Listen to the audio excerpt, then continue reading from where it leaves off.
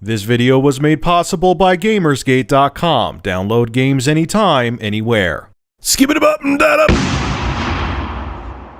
So Zelda series producer Ise Aonuma, I think I'm saying that name right. I looked all over the damn internet before I made this video, and I actually got to the point where I actually put a post on my Review Tech USA Facebook page, and someone told me how to say it. So, oh my god, I know who he is. I've known about him for ages. I just never had to say his name.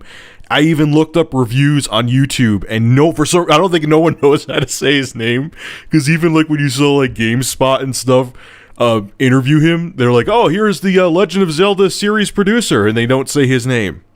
So anyway, hope I said it right.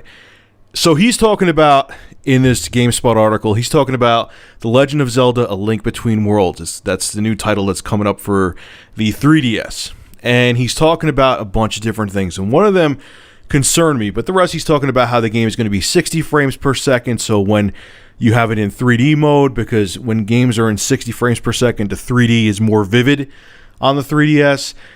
He's talking about how it's a true sequel to The Legend of Zelda: A Link to the Past, the Super Nintendo game. It's not a remake, so he didn't feel as pressured because he didn't have to remake basically what was in his eyes a masterpiece. And he talks about a couple other things too. I'll have a link below to the article in the description if you want to check it out. But the thing that caught my attention is that his whole development team found out about the 2DS mid-development cycle of The Legend of Zelda: A Link Between Worlds, and he said they had to tweak some things because of the release of the 2DS. This is exactly what he had to say. It's not that you can't play The Legend of Zelda: A Link Between Worlds in 2D.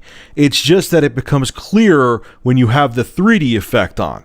We found out about the 2DS during development, not before, and we also made changes so that we were sure that you could still play and solve puzzles only with 2D. It's definitely still playable in 2D. Well, first off, he's saying that they only had to slightly modify the game because of the 2DS. Dude, not being able to solve puzzles is a pretty big modification, or a pretty big problem if you own a 2DS. Imagine they didn't modify anything and it was virtually impossible to solve the puzzles. Here's my concern. Now, I know Nintendo, when they sent out development kits for the 3DS, the developers had to sign an agreement. Look, if you're going to make games for the 3DS, they have to be completely playable in 2D. But if Nintendo themselves had, an issue where the game wouldn't be as easy to figure out puzzles if you play the game in 2D, don't you think third-party developers may do something like that in the future? So that concerns me, because here I bought a 2DS, I'm going to review it, and right now I have to say, I think the thing is pretty damn comfortable. It gives you all the features of a conventional 3DS, but to me, it's more comfortable, and I could give a crap about the 3D.